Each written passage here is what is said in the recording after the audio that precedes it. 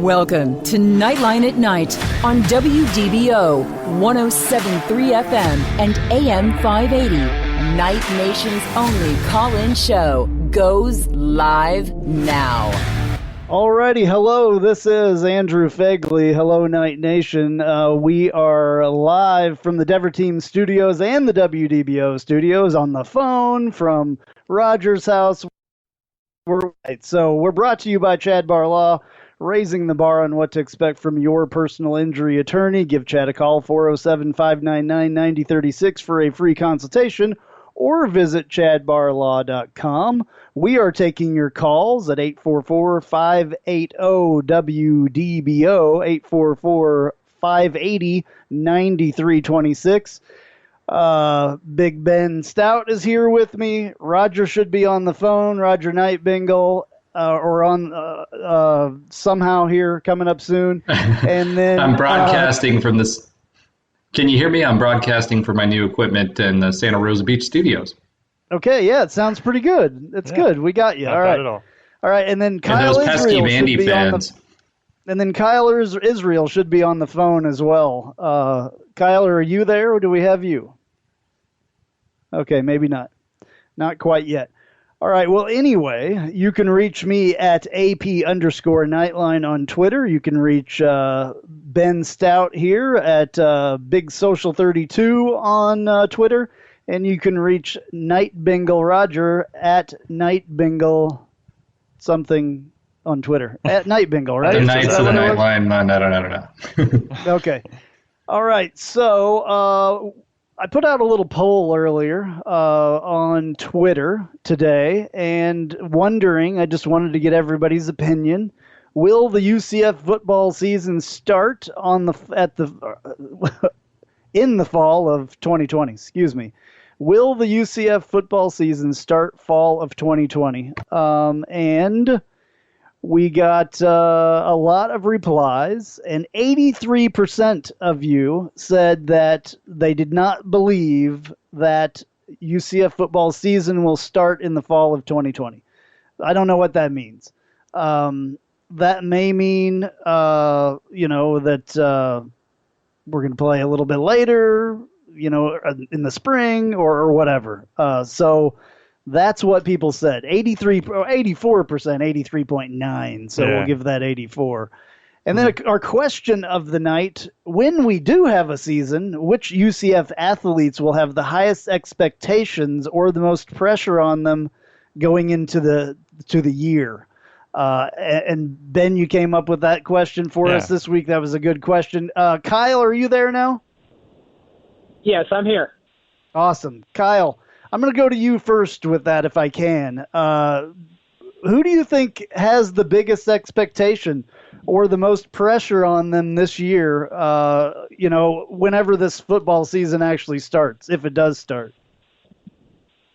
Well, I think that's a really good question by Ben. And, listen, I think this answer is maybe a little different than some expect, but I think all of our student athletes have expectations and pressures that they've never experienced before, and all of our former student athletes at UCF, I don't think they've ever experienced what these guys and girls are going through, just to try to navigate all of the changing dynamics really on a day-by-day, week-by-week basis is adding a load of pressure that I don't think anybody's ever experienced. Now, I think when we get to playing sports again, whenever that is, I think slowly our basketball team's expectations is starting to really, really rise with the addition of some new players. This arguably looks like one of the more talented basketball teams, if not the most talented basketball team that we've ever had potentially.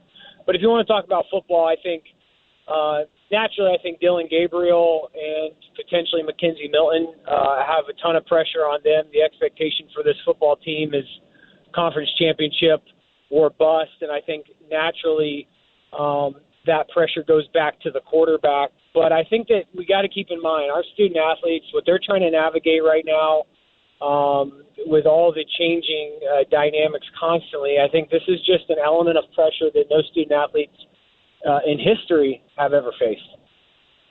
All right, Ben, what do you have to say about that? Yeah, I had a number of student athletes that came to mind, and Kyle, it's great to hear from you, man. I'm glad you're joining us tonight. I had a few athletes that came to mind, but I'm going to stay in my lane a little bit with this one, and I'm going to say, as Kyle said, this is potentially one of the most, if not the most talented basketball teams coming into this season. That's assuming that C.J. Walker is immediately eligible, because he will be a key piece. 5-star recruit that we got transferred over from Oregon last week. That's assuming that he plays. It could be a seriously talented team, but the main focal point of the basketball team last year, and I think he's going to be the main focal point this year, is Colin Smith. And Colin Smith is a senior, and he came to us 2 years. Well, he came to us 3 years ago, but he's played for 2 seasons now, and he's a senior, and being the focal point last year of the team, I don't know if he necessarily lived up to the expectations that he had starting the season, that maybe he had for himself or any fans that are paying close attention to it. So I think that he needs to show a lot of focus, show a lot of vocal leadership on this team, being one of the 3 returning seniors, and the other 2 being Avery Diggs and Brandon Mahan. He needs to show a lot of toughness and stay out of foul trouble, continue to display that great post game that he's developing, and not settle for jump shots. I think Colin Smith is one of those guys that has some pressure on him going into this season, as and high expectations as well. All right, Roger, how about you? Well, I took this a completely different direction. I actually looked at it from a draftability standpoint and focused on football. So I think the athletes with the most pressure are going to be those that have the most room to upgrade their draft status. I didn't include Bam Moore in my analysis just because of his injury, but I kind of broke it down into 3 categories. Tay Gowan's already well thought of and should be a 3rd or 4th round draft pick with room to grow. Otis and Greg have the biggest ability to move up, along with Trey Nixon, in my opinion. Otis and Greg are fighting to be drafted versus being undrafted free agents, and both have potential. Otis also has that punt returning capability that should help. Trey can really increase his status. To me right now, he's sitting at a 5th, 6th, 7th round draft pick, and I think he could potentially move up to a 3rd or 4th rounder. Richie Grant, Aaron Robinson, Tay Gowan can all move into the higher 3 rounds, in my opinion. And next would be Antoine Collier, Eric Mitchell, and Kenny Tounier. Antoine is good, but maybe seen as a little bit of a risk from some NFL scouts, in my opinion. Parker Pedro and Marlon Williams round out my players to watch and really could elevate into the lower rounds. They're definitely candidates for free agency right now. The question is, how many games will they be able to play to showcase their skills? All right, yeah, no, I agree with some of that for sure. I'm going to make it a little bit easier, though. I'm going to go a little bit easier, and I'm just going to pick a position group in football that I believe it's really important if we play football. We're going to have to see if we even play football. But in my opinion, the offensive line... I had a feeling you'd say that. Yeah, it's the key to everything as far as the offense goes. It is the key. So one of those guys today was listed on the Phil Steele's 2020 preseason All-American teams, Cole Snyder, 3rd-team offensive lineman. Yeah. So he definitely has to, be at his best. When your name's in one of these kind of things, we got more today. The UCF was blowing up my emails today, giving me all these people on watch list. Richie Grant on the Bettendark watch list, and then Dylan Gabriel on the Davey O'Brien watch list, and then the 3 guys, Cole Snyder, Otis Anderson, and Aaron Robinson, all named to the preseason All-American Phil Steele thing. Yeah, it's really cool. Yeah, it's great to hear these guys that have these that are on these lists. Now I want to see one of us win it. Yeah. I want to see a Knight win one of those awards. Kyle, what do you think about Dylan being on this list? Well, I think based on the year that he had as a true freshman, he's a guy that definitely deserves to be on that list. Listen, it's hard to be successful at any level of football as a freshman or as a rookie, especially as a true freshman. To be that successful, to have the success that he did, to put the types of numbers that he put up, I think that he definitely deserves to be on that list, and I think that with a full season, especially against our schedule, Dylan could put up the type of numbers that would help him win that award potentially. I think that as we look to see how this is going to unfold, I mean, you're looking at NFL teams saying they're going to limit the capacities in stadiums. It's hard to imagine that you would see college stadiums anywhere near or half capacity going into the season, and that leaves the question, what's the best thing for our university from a football perspective?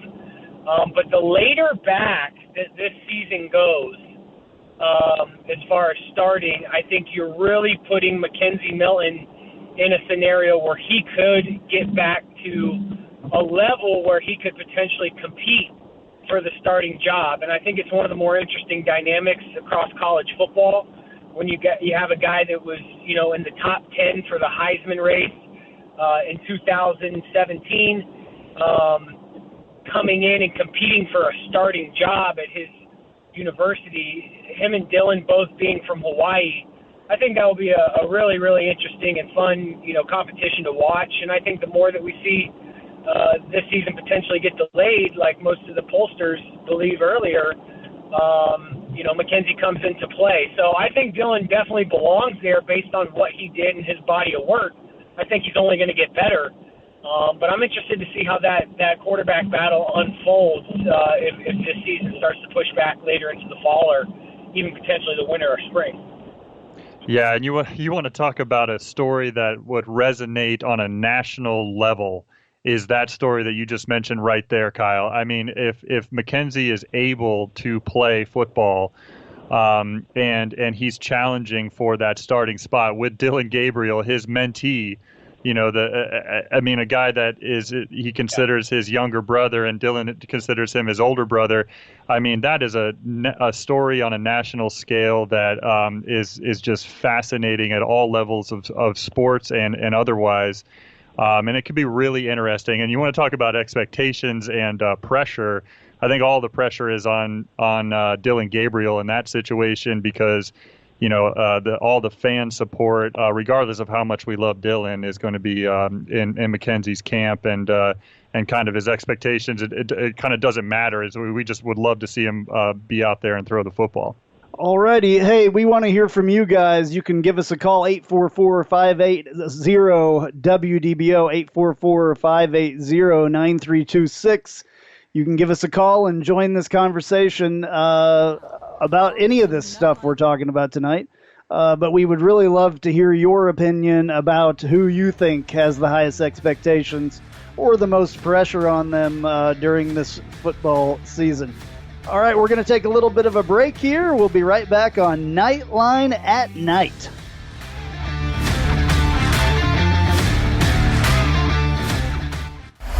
Now, the three big things you need to know. 3. Governor DeSantis participating in a roundtable discussion in Miami talking about COVID-19 with Miami-Dade County mayors. In the last week, we've averaged in the state of Florida 90,000 test results a day. 2. A 17-year-old killed in a hit-and-run. Orlando police are still looking for the driver who fled the scene heading west on Colonial Drive. 1. Starting tomorrow, travelers heading to Puerto Rico will have to wear a face mask and take a COVID-19 test 72 hours before their arrival. Welcome to the new home of WDBO. We have a new phone number, too. 844-580-WDBO. We still want to hear from you. Use the open mic in the WDBO app or call us. 844-580-WDBO. That's 844-580-9326. We're still friends and neighbors. Hello, neighbor. And your voice will always be heard here on WDBO 107.3 FM and AM 580. Orlando's news and talk. Hi, this is Attorney Tom Olson, host of the Olson on Law radio show. Chrissy and I send our best wishes to you and your family to be safe during this difficult time. We will make it through this together. Olson Law Group is available to answer your legal questions by phone, text, and email. At Olson Law Group, we give thanks to our medical professionals first responders, grocery store workers, restaurant staff, and others working hard to keep our lives as normal as possible. Hurricane season is here, and for the security and safety of your home and family, I know it's always a top priority. For years, the team at Mossy Oak Fence has been leading the way here in Central Florida when it comes to peace of mind by creating privacy, containment, and front entry security for thousands of homeowners just like you. Don't wait any longer. Right now, you can get 12 months, same as cash payment plan with 0% interest. Call our friends at Mossy Oak Fence and let the Mossy family protect your family. Online, it's mossyoakfence.com. A car accident can turn your life upside down. I'm attorney Mo DeWitt. If you've been injured in a car accident, give me a call day or night, 24 hours a day, 7 days a week. Injured on the go? Just call Mo. Orlando's attorneys.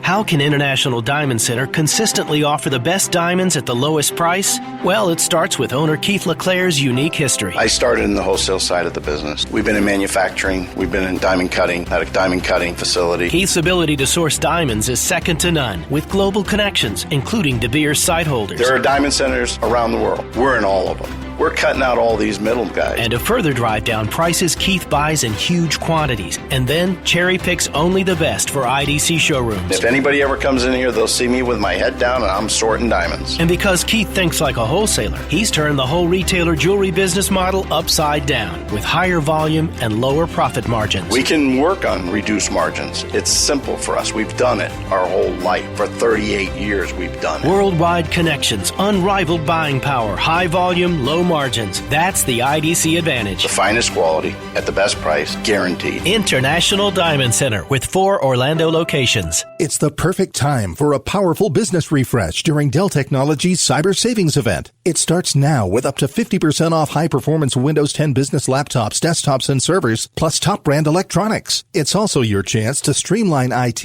and simplify PC life cycles with PC as a service. Dell Technologies recommends Windows 10 Pro for business. Call 877-ASK-DELL for a Dell Technologies advisor who can help you find the right tech. That's 877-ASK-DELL or visit Dell.com/smallbusinessdeals. Sometimes our food is more than just food. It's an integral part of our community. So this year, Discover is giving $5 million to support Black-owned restaurants. To places like Rodney Scott's Barbecue in Charleston, Post Office Pies in Birmingham, Back in the Day Bakery in Savannah, and hundreds more places in your local community, all across the country. Learn how you can show your support at Discover.com. Hurricane season is here. Get a free estimate on a Generac automatic standby generator for your home from my friends at Generator Supercenter, the nation's #1 Generac generator dealer. Call 407-986-1963, 407-986-1963. This is WDBO 107.3 FM and AM 580, Orlando's news and talk. And now, back to Knightline at Night on WDBO 107.3 FM and AM 580. Call now at 844-580-9326. All right, back on Knightline at Night. I'm Andrew Phegley, and we're live from the Dever Team Studios and the WDBO Studios and a couple other places around the United States here. No, actually, just in Florida. We're brought to you by Chad Barr, raising the bar on what to expect from your personal injury attorney. Give Chad a call, 407-599-9036 for a free consultation, or visit chadbarlaw.com. But we are taking your calls at 844-580-WDBO, 844-580-9326. We want to hear what you have to say. When will UCF have a season, and what athletes have the highest expectations or the most pressure on them going into the year? Ben Stout joins me here in the Dever Team Studios. We got Roger in the Panhandle. I think we still may have Kyle Israel on the phone, not sure. And then Chase is in the studio at WDBO. Chase, I want to ask you really quick because I forgot to mention you off the top of the show. It's okay. What do you think about our question of the night? For people with the most pressure, I would say. I would say probably Dylan Gabriel, because I think there's still a little bit of a rift in the fan base between who should have started, should have been Daryl Mack or should have been Dylan Gabriel. I still think that the right decision was Dylan. I think also dealing with some of the reasons why we lost some of those games. And I think they were winnable games as well. So I think with him going to his second year, going into the offense or learning that offense some more, I think the pressure is going to be on him to take UCF and just take it to the next level, so to say. Yeah, absolutely. No, I hear you, and I believe that as well. This is Dylan Gabriel's thing it's his job to lose, which I don't think he's going to lose it. I mean, as much as I love Mackenzie Milton, and his name's been brought up a couple times tonight, as much as I love him and I would love to see him play again, I just don't see it happening especially with a guy like Dylan Gabriel, his buddy, his brother, being the starting quarterback at this point and being, on the Davey O'Brien list. I just don't see it. I don't see it happening. I do see maybe Mackenzie, and I've said this over and over, maybe coming back and playing, a little bit, maybe as a backup role, whatever, maybe, throw him in there every once in a while if he's healthy. That would be great. But I think that this is Dylan Gabriel's team, and I think that that's important for it to be his team. I kept saying, if you listen on the podcast and you haven't listened to me before personally, I've said that all along, that this was Dylan Gabriel's deal. This is, it should have been his thing. And I know that he made some freshman mistakes, but he will not make those same freshman mistakes this year as a sophomore. Yeah, and I think absolutely you're right. Even some of the press availability that you got when spring football was going on, and so Dylan Gabriel got up in front of the press, and one of the things that he said is that we didn't accomplish our goal this year because we didn't go undefeated. So he's putting that pressure on himself. I think you're absolutely right that he is stepping up into that role, and he knows that going into this season, it is his team regardless of what happens around him. It is his team, and that's his job, and he's going to take them to an undefeated season as his goal that he stated. Yeah, and this season could be really weird, and we'll get into a little bit more of that later. We have to talk about it.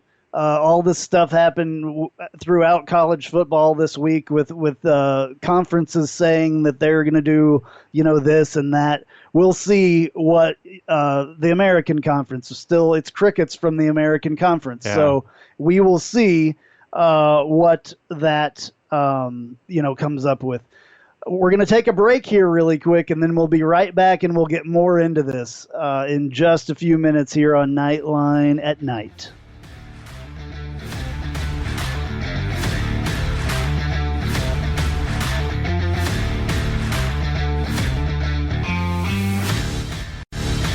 And now, back to Knightline at Night on WDBO 107.3 FM and AM 580.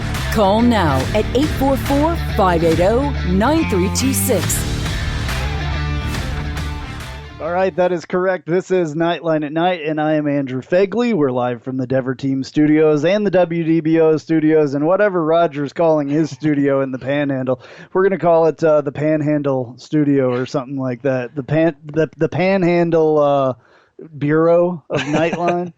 All right, so we're brought to you by Chad Bar Law, raising the bar on what to expect from your personal injury attorney. Give Chad a call, 407-599-9036 for a free consultation, or visit chadbarlaw.com.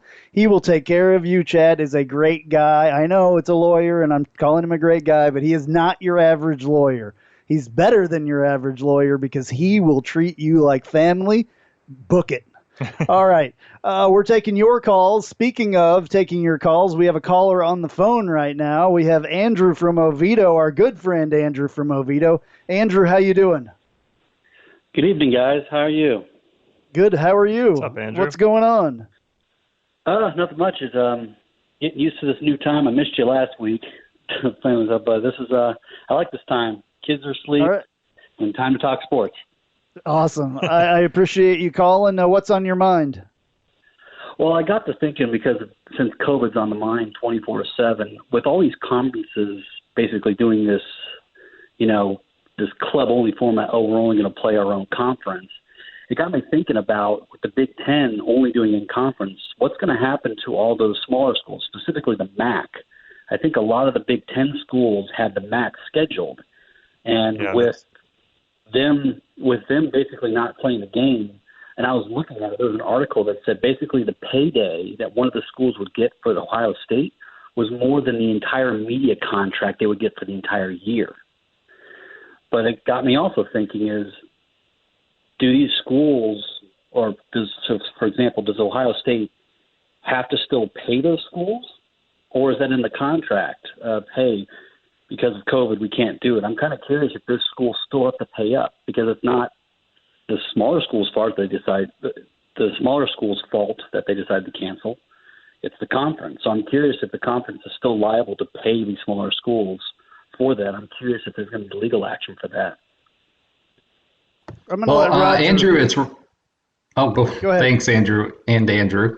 I just wanted to say, to answer your question, to me, I think it really depends on what the situation is for the other conferences. So as you pointed out, the Big Ten has already said no conference games, right? The Pac-12 has already said that. Rumor is the ACC is expected to follow suit. The SEC and Big 12 has said, hey, it's too early. We're not going to make any decisions on that. For all of those other teams, I think if it's a conference decision and others still play those teams, I think there is a case to be made in court. However, if the NCAA or the actual schools themselves and conferences themselves come back and say, hey, we're all not playing because of COVID, then I think they can invoke a force majeure. Now, I haven't seen all their contracts, but I'm going to assume, just like insurance, just like anything else, there's going to be out clauses for acts of God, right? For example, when we had our hurricane game, we actually had an insurance policy that helped pay for when we missed that game with UNC. So to me, I think it's really going to depend on whether all the schools cancel or if it's just individual conferences, because if it's just those two conferences, then I do think they have a case. Okay, yeah, definitely. I think that they've got to do something. That, especially the MAC, Andrew he brings mentioned. up a great point. Yeah, they've got a lot of money that they were expecting to be, given from these schools that they were playing. Those were pay games. These teams are getting paid to go to those, to Michigan and whatever and play. It's getting upwards of $1 million probably to come in there and get beat. Yeah, most of the time. Exactly. Well, it's a fascinating point that Andrew brought up because of those two conferences and the dynamic. Both of them being in the Midwest, and they're kind of like big brother, little brother conferences there, and the MAC is okay with that for the most part. And so you're right. There's a lot of teams playing across those conference lines. So the Big Ten's decision really does affect the MAC, and I didn't think of that until just now. So that's a really good point by Andrew. Yeah, absolutely. Andrew, thank you very much for calling, man. We really greatly appreciate your support. Appreciate it. Keep it going, guys. All right, man. Take it easy. All right, that's Andrew from Oviedo, one of our greatest callers. That's our guy. Yeah, awesome. Roger, your explanation there was good as well. Thank you for that. There was some other stuff that you were talking about during the break, Ben, that you wanted to bring up. Yeah, I just wanted to mention a piece of good news. There's good news during this time, yeah, and it's a good news for a sport that we don't talk about often, but one that was having a fantastic season in 2019 or 2020 leading up to this. And so our softball team obviously was off to a amazing start. They were ranked in the top 10 nationally, and they're a spring sport, and so it all kind of came to an end with the COVID crisis. And the NCAA ruled that seniors on that team, they could leave it up to the schools themselves, but they could come back for an additional year because of this. And there was a decision that came down this week where three of our softball seniors from last season came back. And so that's Aaliyah White, Jasmine Esparza, and Kyra Clarkowski. Hopefully I got those names right. Pretty good. But obviously the headliner there is Aaliyah White. She is an all-time great pitcher at UCF. She's a few wins shy of the all-time wins record at UCF. she is in the top 10 of almost every record you can have as a pitcher at UCF. So it's just extremely exciting for the softball team and those seniors coming back for another year. Yeah. Well, speaking of that whole coming back for another year thing, if this football season thing gets messed up any more than it already is, we're going to have to start thinking about all that stuff. And I've said that the NCAA should have put something out long ago giving football players, an opportunity to figure out what's next for them, especially if this thing gets delayed too far. I mean, I've heard stuff as far as even starting in October, which is kind of weird, but I trust who I heard say that. So it's going to mess if it gets held back, especially if it goes to the spring. It's going to hold up the NFL draft and everything else. So there's a lot that has to be worked out here, and I think the NCAA needs to open their mouth here fairly soon and figure something out and give some players some options. Well, they're certainly on the clock. I mean, early August, first week of August is essentially that 3-week or the 4-week starting period of the practice is supposed to start. So, I mean, we are in that kind of dire time right now. Yeah, absolutely. Roger, you got anything? I mean, as far as that's concerned, to Ben's point, yeah, we're in that dire time. But if we do lose the conference games, they will set that clock even further back. So in other words, they're buying themselves more time to make a decision if they push those non-conference games out. Now, obviously for us, that has some negative connotations. We lose UNC, Georgia Tech. On top of that, Houston lost 2 Pac-12 games already. So it's not just the MAC. I mean, to Andrew's point, yeah, it hurts those folks as well. But I mean, even the AAC, we have most of our schools are playing at least 1 or 2 P5, and they're already being impacted and looking for games. So, for me, if I'm looking at it globally, I do agree the NCAA needs to put something out there, but I think they've kind of set precedents already, and I don't think they can walk that back. So at this point, I think they're going to have to offer eligibility if the season is moved back or canceled. The question is if it's not a full season and they're missing 4 games, what do they do in that scenario? Yeah, absolutely. Yeah, that is a big question. Speaking of a question, we have a caller on the line, Dennis from Apopka. Dennis, what's going on, my man? Hey, how you doing, folks? I've just got a question regarding coaches. One of my uncles was head coach at Jacksonville State for 12 years, so I follow coaches about as well as I follow the players nowadays. And, the way I look at it, I want to get your opinion on this, the virus and whatnot and lack of training capabilities, it seems like the players are going to get the benefit of the doubt as the season rolls along, whenever or if it does. But the coaches are in more or less a no-win situation. If players don't live up to their abilities or what they thought abilities were going to be, it's the coaches didn't train them well enough, or it's a recruiting fail. How do you think that's going to play out? Well, it's interesting because I was just looking at an article that Dennis Dodd from CBS Sports wrote, and he was saying basically the college football coaches this year may get like a mulligan, and that was his term. That they may, there may not be as much turnover. There probably won't be because the coaches really can't control what's going on nearly as much as they could in the past. Yeah. With this situation, there's just so many things that are out of their control. The players are farther apart. They haven't been able to watch exactly what they were doing all summer. They haven't been in there having workouts. They haven't had the time with them. So if that's what you're talking about, I think that a lot of the coaches will actually get, a little bit more time. And the other thing that's interesting about the coaches in this scenario, especially what happened in the spring, is a lot of, the largest budget line item is football, just for instance. And there's stories all throughout the big universities of coaches taking pay cuts during this time because the budgets have been hurt so badly at the end of last year. And so you talk about that type of sacrifice. I agree. Even on top of that, they're not going to, somebody's going to take a pay cut to get him through a tough time. And I believe you're right. The coaches are probably going to be looked at a little bit more lenient. But that being said, all coaching is about adapting to the situation that you're in and making the right decisions. And so those types of coaches are gonna tailor to the situation, and they're going to be the most successful with their team. Yeah, Dennis, I hope that answered your question, or hopefully we were on the right track. Yeah. Very, very good call. I really appreciate it, Dennis. Thank you.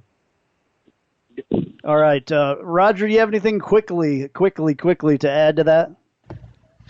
Just simply, I think it's a financial question, right? I was reading an article about the hot seat for coaches, and they put out an annual list, and there were only 4 that were expected to turn over, which is abnormally low. The big thing is, look at FSU. They're still paying out Willie Taggart's contract to Oregon and USF. So places like that, they just recently cut 25 staff members. If they're doing that, they're not going to be able to afford to part with a coach early. So in my opinion, I think that gives, not just should it give a coach a mulligan based on performance? Yeah, because these are crazy times. They're not going to get the same practices, et cetera. But on top of that, I don't think schools can really afford to be able to get that turnover in the coaching like you normally would have. Absolutely. All right, hey, we're going to take a little bit of a break here, and we will be right back on Knightline at Night. Thank you for your calls, and we'll take more of them. 844-580-WDBO. Back in just a minute.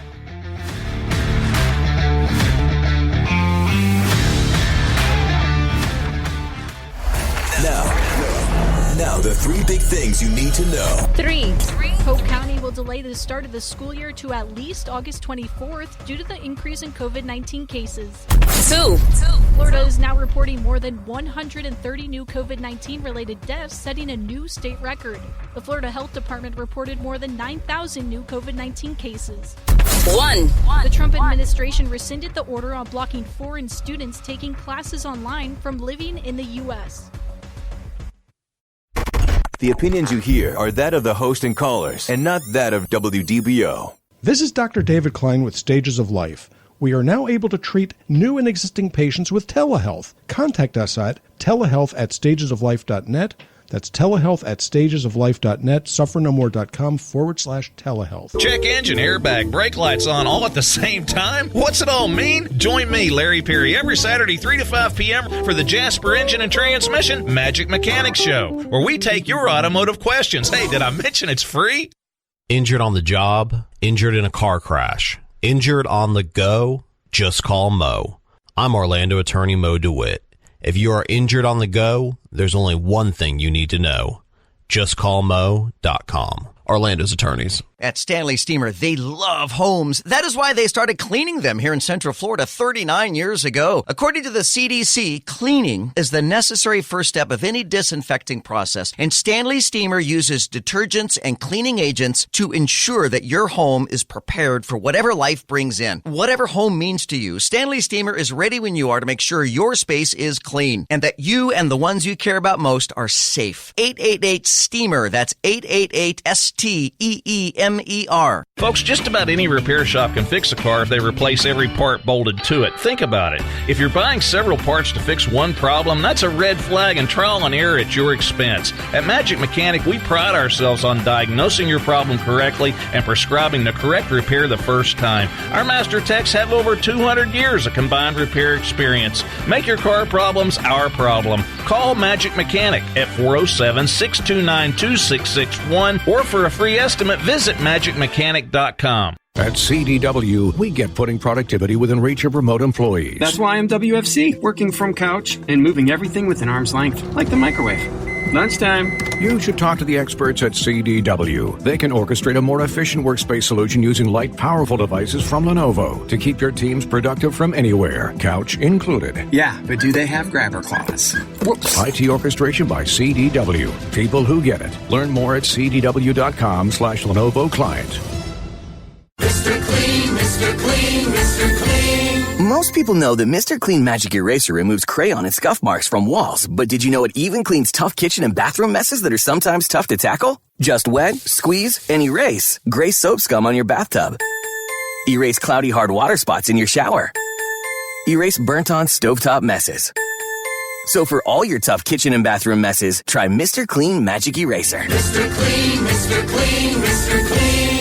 Grill's Lakeside Seafood, located on beautiful Lake Fairview north of downtown, is a great place for casual, comfortable waterfront dining. With a massive deck, you're sure to have a great view while enjoying amazing food. Come try the shrimp Cuban sandwich and listen to live music while you enjoy relaxing lakeside views. See the full menu at grillsseafood.com. That's grillsseafood.com. Better yet, just stop by Grill's Lakeside Seafood, located on Lake Fairview today for great food and relaxing views. Open for curbside pickup and delivery. This is WDBO 107.3 FM and AM 580, Orlando's news and talk. And now, back to Knightline at Night on WDBO 107.3 FM and AM 580. Call now at 844-580-9326. All right, back on Knightline at Night. We are live from the Dever Team Studios, the WDBO Studios, the whatever we're calling. We gotta think of the name. The Panhandle Pancake Studios. I don't know. You need to name it. Santa Rosa Beach Studios. Let's go with that. There we go. There you go. That's easy. That was too easy. Brought to you by Chad Bar Law, raising the bar on what to expect from your personal injury attorney. Give Chad a call at 407-599-9036 for a free consultation, or visit chadbarlaw.com. We got a couple minutes here. We would take another call, 844-580-WDBO, 844-580-9326. I'm Andrew Phegley, if I didn't say that. We got Ben Stout here with me. We have Roger in the Panhandle Studios. It's just going to be Panhandle Studios. Santa Rosa Beach. All right. And then Chase is in the WDBO studios. We've been talking UCF, obviously, because this is Knightline at Night. That's what we do. That's right. We appreciate the people that have called in for sure. We had a new caller, which is awesome. I love to have new callers. That means somebody's actually listening and hasn't turned it off at this point. So that's good. We've been talking about when we have a season, if we have a season, which UCF athletes have the highest expectations. We've heard, I said the offensive line. We've heard Dylan Gabriel. We've heard Mackenzie Milton. We've heard basketball players. We've heard softball players. We've had all kinds of stuff. So that's been cool for sure to talk about that. Well, Roger, Andrews, I was just going to say, speaking of offensive line, we actually got a new commit this week as well, if we want to talk about that. It's amazing because What a that's segue. where I was going. All right, awesome. Yeah, great news. We actually landed a big-time offensive tackle recruit for us. We were really after him. His name is Ethan Mort. He's a highly rated 3-star offensive tackle. He's out of Venice, Florida. He's got great size, 6'6", 275 pounds. We need that for those big uglies. And here's the crazy thing. He actually had 17 offers, including Indiana, Iowa State, Kansas, Maryland, Minnesota, NC State, Syracuse, Duke, Kentucky, and more, because he chose us over his final 6 of the Cows. Virginia, West Virginia, Louisville, and Vandy. Yes, that was Disdain you heard. We've been consistently winning against these schools lately. So it seems that like our recruiting has really picked up from that aspect. He was offered in the spring of last year. Medical visits may actually be playing into our favor as well. I thought we lost you there for a second. Sorry. No worries. I just watched his tape, and he consistently drove people back and never gave up on plays. He pancaked several players, and I love it because he actually laid on the defenders so they couldn't get up. I love that mean streak, right? His opportunities for growth really is to lower his pad level for leverage. He used his size a little bit too much in high school, so he just basically outmuscled players because of his size. But we need those big uglies, and I love it when they knock people down for those pancakes and they just don't let them get back up. I love to see that and that mean streak because that's what we want on that line. Absolutely. Well, and I mentioned the offensive line were my most important players coming back into this football thing.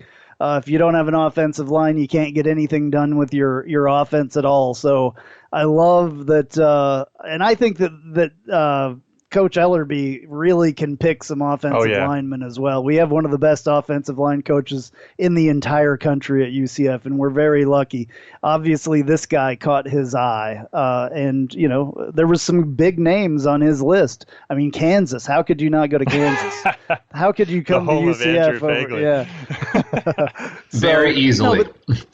Well, I don't know. 6'6", 275 though. That's a big guy. He's a big dude. Yeah, and room to grow. Yeah, as a junior.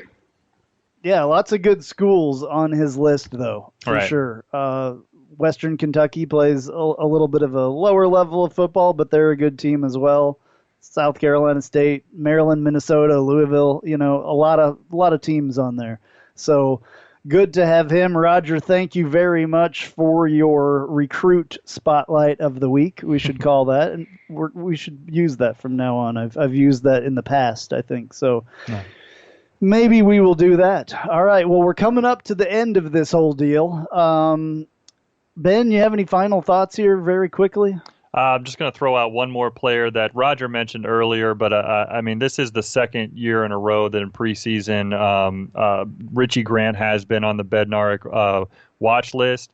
I think he had a little bit of a quiet season by his own expectations last year, so really looking for him to break out because I think of that defense, he's one of those guys that could really be in, towards the top end of the draft.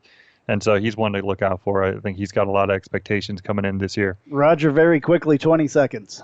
Okay, 20 seconds or less. Also wanted to say that the UCF baseball team returned everybody but Mr. Hakerson and Trevor Holloway, so that's great for next year.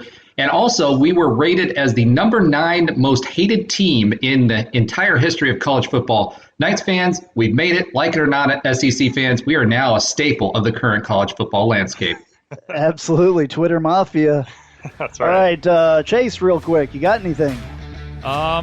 Sports, hope they come back, and I hope the baseball team actually gets to finish what they started because I thought they had a really strong run. All right. Hey, thank you, everyone, for listening tonight. We will be back at the exact same place, exact same time next week for more UCF news.